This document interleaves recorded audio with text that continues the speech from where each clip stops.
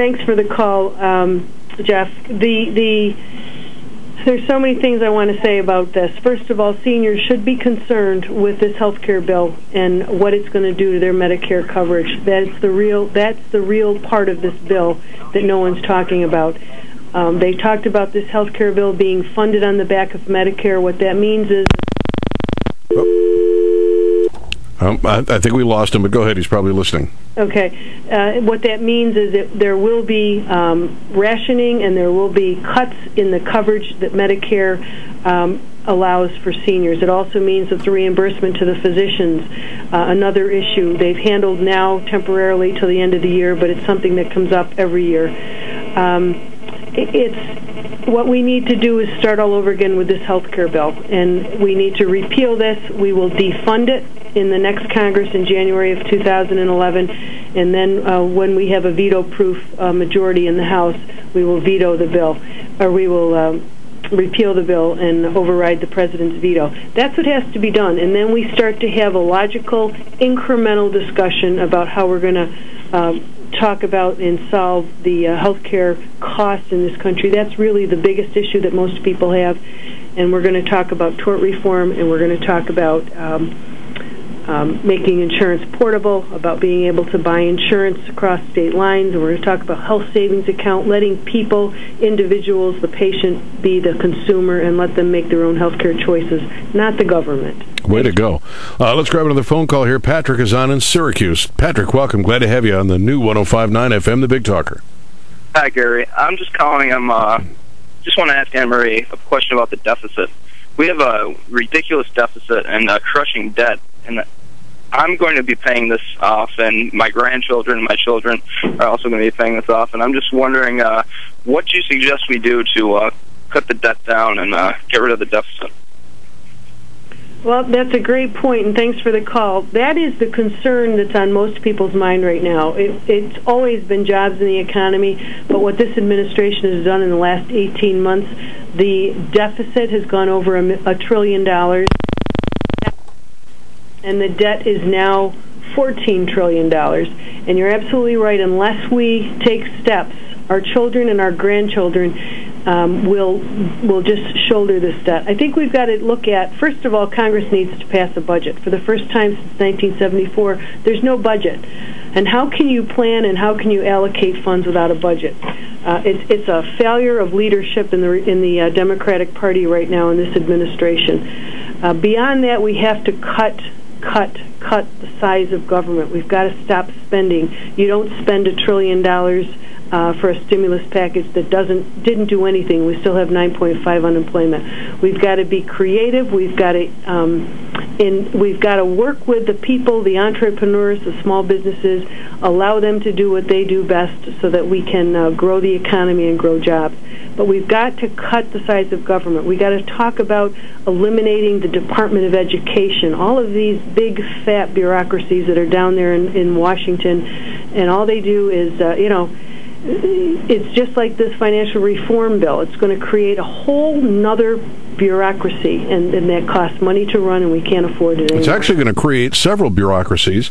Now they're going to create a department in each of several different groups, looking to make sure that we have the right number of women and minorities involved. So the Federal Reserve will have their group looking for that, and then their contractors and their subcontractors will, along with several departments inside the federal government. It is thousands of pages of regulations and rules, and they haven't even finished developing them. Well, I'm not sure if everyone understands that. These bills come out, they pass, whether it's the health care bill or the financial reform bill, and it sets up all of these other regulatory agencies, and then they will craft the legislation and but the rules and the regulations. And so, and they interpret what's in this bill, and it's just not the way it was meant to be.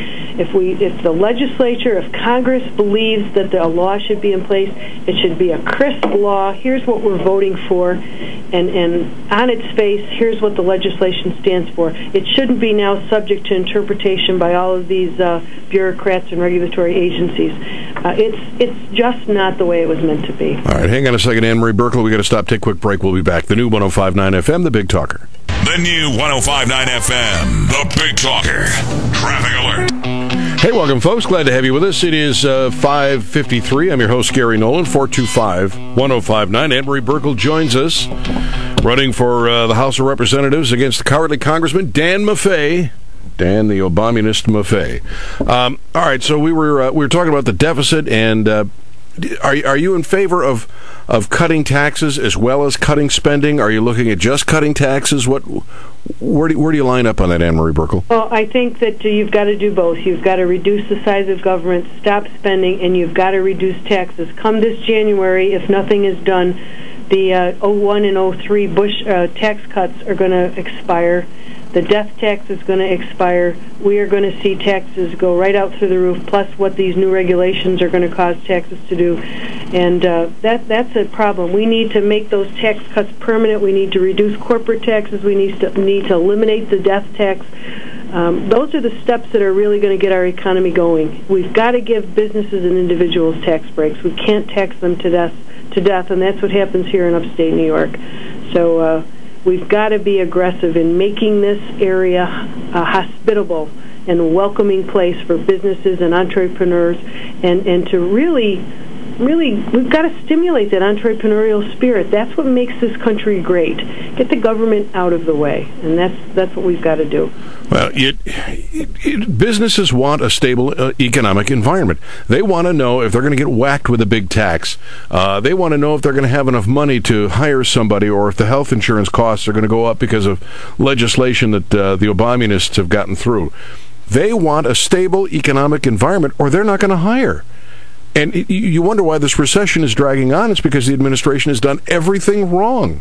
That's correct. They've created such uncertainty with small businesses and with individuals. Even if you had an inkling to start a business, you'd be saying to yourself, what's going to happen? What new regulation? And so you just step back and you don't do it. And so not only have they not addressed it correctly, they've actually taken steps with cap and trade, with healthcare, to deter true economic growth and true job creation. It's got to be changed. Well, I'm telling you, when they swear you in, I'm going to Washington for that. Oh, I'll look forward to seeing you there, Gary. That'll be terrific. Terrific. Let's grab one more phone call here before we go. Eric is on. Eric, welcome. Glad to have you on the new 105.9 FM, the Big Talker. How are you? I'm doing well, Gary. Thank you for having me. We got just a couple of minutes left, so go fire it off. Go ahead. Yes, sir. Ms. Burkle, if you are indeed elected, what is the first piece of legislation that you would propose on the House floor? That's a good question. I've been asked that before, and really, I think we do not need any more legislation. We need to get rid of and stop legislating the American people's lives. We've got to stop. No more legislation. Let's go backwards here and simplify and get the government out of our lives and allow people, give them back their freedoms. And we don't need all this legislation. I think, unfortunately, we've just headed down the wrong path in the last 18 months. There you go, Eric. Thank you for the call. Thank you. Glad to have you in the new 105.9 FM, the Big Talker. Look, if Congress creates the Department of Firing, I will volunteer to work it for free. You are a true patriot. I knew I knew you'd appreciate that. Anne Marie Burkle, Burkle for Congress? BurkleForCongress.com. That's BUERKLE. Burkle for Congress. Please check out our website and our issues. All right, Anne Marie Burkle, thank you for being with us. Thank you, Gary, very much. Take care. Bye-bye. Anne Marie Burkle. Yeah. The Department of Firing. I like that idea. I would volunteer. I would go to Washington. Oh, man. There would be such a run on pink slips. They would be printing all day. They'd be printing pink slips like we're printing cash today.